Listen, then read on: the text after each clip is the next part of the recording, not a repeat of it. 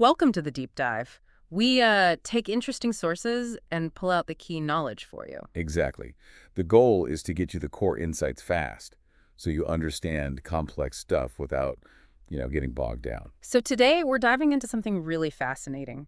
The link between performance, what we do, and success, what we get in terms of recognition. And our main source is the book, The Formula, The Universal Laws of Success by Laszlo Barabasi. Right. He's a network science guy, actually. He started looking at why some scientific papers get noticed and others don't, but it spiraled into these bigger ideas about success in general. Yeah, so our mission here is to unpack those, universal laws he talks about. We're asking things like, is success just about working hard and being good? Or are there other sort of invisible forces at work? And maybe can we even predict who makes it big? Okay, let's jump right in.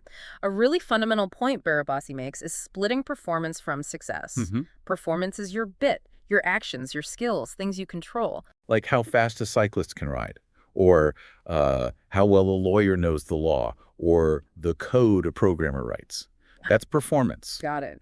But success, that's different. Totally different. Success is collective.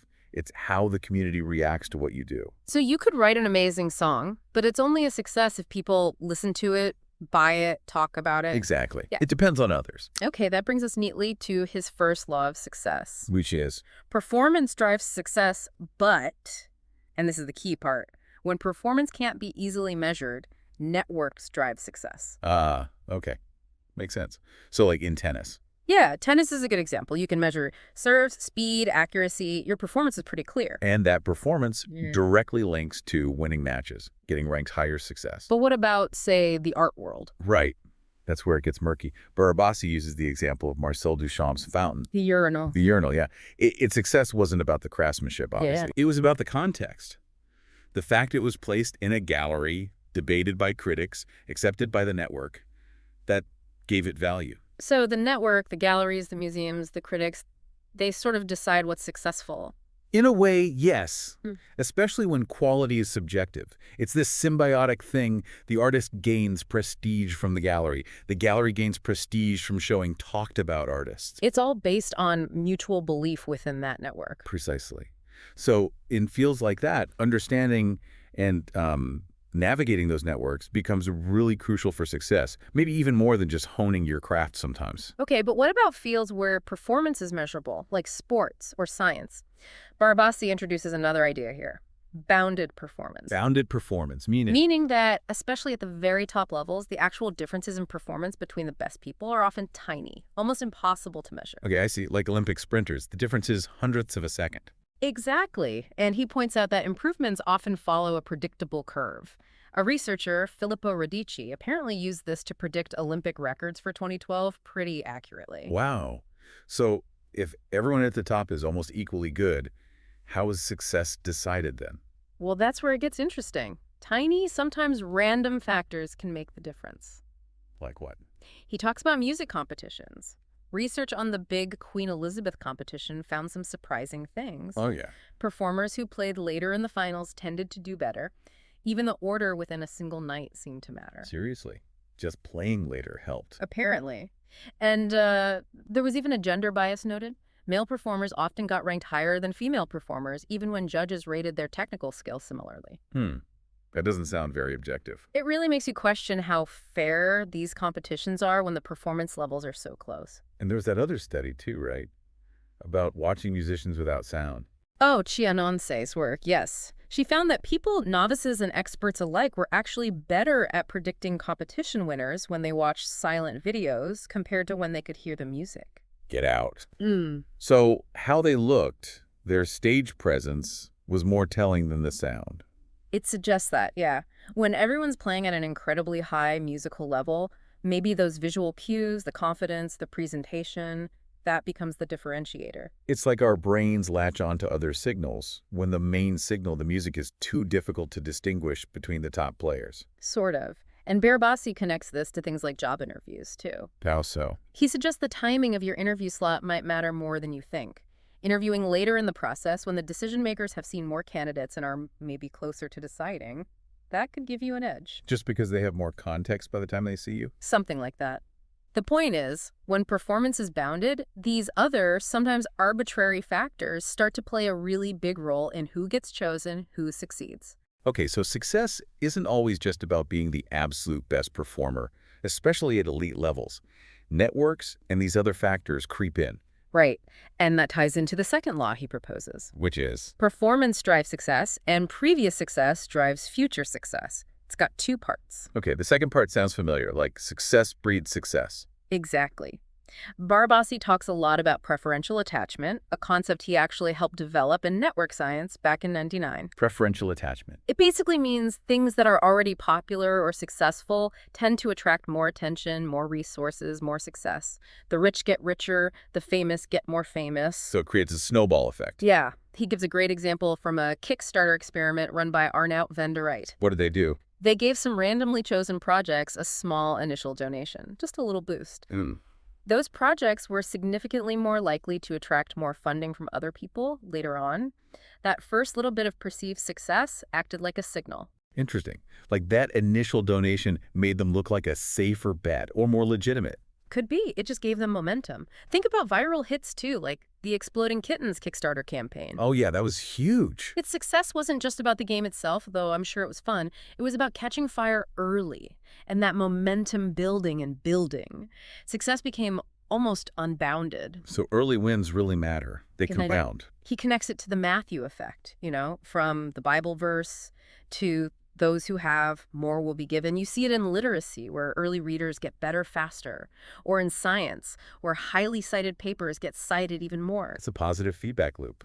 Definitely. And he even found, this applies to getting awards, he calls it awardability. Awardability. In an experiment on Wikipedia, editors who were randomly given an initial Barn star, like a little virtual pat on the back, were way more likely to get more Barn stars from other users down the line. Even though the first one was random. Even though the first one was random, that initial recognition just made them seem like the kind of person who gets awards. Wow. So perception, early validation, it can really set the trajectory. It seems so. And that perception isn't always based on reality, which leads us to social influence. Right? How much does what other people think or do affect what becomes successful? A lot, according to the research. The Music Lab experiment is a classic example. What happened there? People listened to and downloaded songs by unknown bands. In some versions of the experiment, they could see how many times songs had been downloaded by others. And that changed things. Massively. Songs that got popular early on, often just by chance, tended to become runaway hits in those social influence worlds. People downloaded what others were downloading. Even if they might have preferred other songs without that social information. Yes.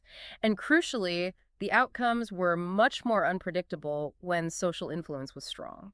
It wasn't necessarily the objectively best songs that won. It was often the ones that got lucky early momentum. So popularity can become a self-fulfilling prophecy. Pretty much. We use what others are doing as a shortcut, especially when there are tons of options. We heard. It explains trends and why success often concentrates on just a few things. Think about the Robert Galbraith example. J.K. Rowling's pseudonym. Right. The Cuckoo's Calling got good reviews, but sales were modest. Then, whoops, someone leaked that Galbraith was Rowling. And boom, bestseller overnight. Exactly. Same book, same quality. But the author's reputation, her existing network and fame, completely changed its success trajectory. That's a stark example of network and prior success kicking in. But it's also worth remembering, even Rowling faced tons of rejection for the first Harry Potter book. Good point. So success is still unpredictable, even for the super talented. That initial breakthrough can be elusive. It shows that just having talent or a good product isn't always enough. Getting it seen, getting that initial traction can be incredibly hard, and sometimes down to luck or timing. Okay, so we've talked individuals, networks, social proof. What about teams? Most big things are done by teams, right? Absolutely. And Barabasi delves into what makes teams click, referencing folks like Brian Uzi. Uzi studied Broadway musicals. Yeah. He found the most successful shows often had this specific blend of collaborators, not people who always worked together that led to stale ideas, Okay. but also not complete strangers that lacked cohesion. The sweet spot was a mix of familiar faces and newcomers. It balanced convention and innovation. Interesting. So the structure of the team's connections mattered. It seems so. And other research, like Jim Bagro's on GitHub projects, found successful teams need both leaders and people who just consistently get the work done, the heavy lifters. Different roles are needed. Right. And Anita Williams-Woolley's work on collective intelligence shows a team's overall effectiveness isn't just the sum of individual smarts. Some teams just work better together. And Barabasi highlights visionary leaders too, right? Yeah. People like Miles Davis or Oprah or Bezos. Yeah, especially when connecting with an audience or shaping public perception is crucial. A strong vision can really drive a team's success. Okay, so team structure matters, but then how does credit get assigned? That's often tricky in teams. Very tricky. And this leads to the fourth law. Go on. While team success depends on the team's dynamics and structure, credit often still goes to individuals. We like single heroes. We do. Barabasi mentions this fascinating algorithm that could predict who'd win a Nobel Prize. Oh, by analyzing the research. Not directly. It analyzed citation patterns, essentially, how much attention peers paid to the work of specific co-authors over others. It was about perceived contribution, not necessarily actual contribution. So credit is based on perception within the network. Often, yes. Think of Shane Battier in the NBA. The no stats all-star. Exactly. His teammates knew his value, his defensive impact, his smart plays that didn't show up in points or rebounds, but typical reward systems focus on those visible stats. Our language, our awards, they're biased toward individual feats, even when collaboration is key. And unfortunately, this perception of credit can be affected by other biases too. Like gender bias. Yeah, he cites studies showing female economists are less likely to get tenure if they co-author papers frequently, especially with men. It's as if their contribution is implicitly devalued by the network. Wow. So the network's biases distort how credit is assigned. It certainly seems that way. It's not always a fair reflection of who did what. Okay, this is getting complex. Performance, networks, luck, social influence, team dynamics, biased credit. Is there anything else? One more major law. The fifth law. Light on me. With persistence, talent can eventually lead to success. But with the Q factor, talent becomes impact. The Q factor. What on earth is that? Okay, the Q factor is described as an individual's innate ability to turn ideas into high-impact outcomes. It's not just having ideas, it's not just skill, it's the ability to execute and make things matter in the world. So it's about effectiveness, turning potential into reality. Sort of, yeah. And the really surprising finding from Barabasi's research is that your Q factor seems to remain pretty constant throughout your career. Wait, really? It doesn't improve much with experience. Apparently not significantly. Some people just seem to have a higher innate ability to generate impact from their ideas. He uses Steve Jobs as a classic example of a high Q factor individual. Yeah, consistently creating game-changing products. Right. So what does this mean for, the rest of us? Well, the implication is if you're talented, persistent, you're working hard, but you consistently find your work isn't making the splash you feel it should. Oh. It might mean you're potentially in the wrong field for your specific Q factor. Ew. Or maybe you're working in isolation where your ability to translate ideas into impact isn't resonating with the relevant network. So it's about finding the right environment where your Q factor can actually work. That seems to be the suggestion. Barabasi even mentions his own shift from sculpting, where he felt he wasn't making an impact, to physics, where he clearly did. Finding that fit is key. That's a bit confronting, but also potentially useful advice. It is. And bringing it back to something practical, like we mentioned with job interviews earlier, understanding these dynamics can help you strategize. How so? Knowing when performance is bounded, you might focus more on presentation or timing. Knowing networks matter in subjective fields helps you decide whether to prioritize skill building or connection building at certain times. Right, allocating your energy based on these laws. Exactly. Understanding how credit gets assigned in teams might influence who you collaborate with or how you frame your contributions. Okay, let's try and wrap this up. We've covered a lot in this deep dive into Barabasi's formula. We really have. The big takeaway for me is that crucial split between performance, what you do, and success, how the world responds. They're linked, but not always directly. Yeah, and the role of networks, Yep. especially when performance is hard to measure objectively. Yeah. That was key. Plus, the idea of bounded performance at the top, where small, seemingly random factors or biases can determine who wins. And then there's preferential attachment success, breeding success, the power law distribution of rewards. Don't forget social influence. how we follow the crowd and how that makes success unpredictable but also concentrated. Right, and the complexities of teamwork structure matters, leadership matters, but credit often goes to individuals, sometimes unfairly. And finally, that intriguing, somewhat fixed Q factor, your ability to turn talent into tangible impact. It definitely paints a picture where success is shaped by way more than just individual effort and talent.